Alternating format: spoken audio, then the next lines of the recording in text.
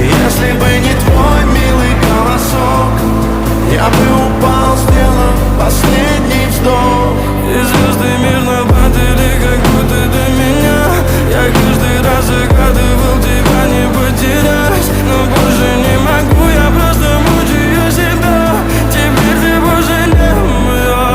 В камине в 6 утра фотография твоя, горят воспоминания о тебе.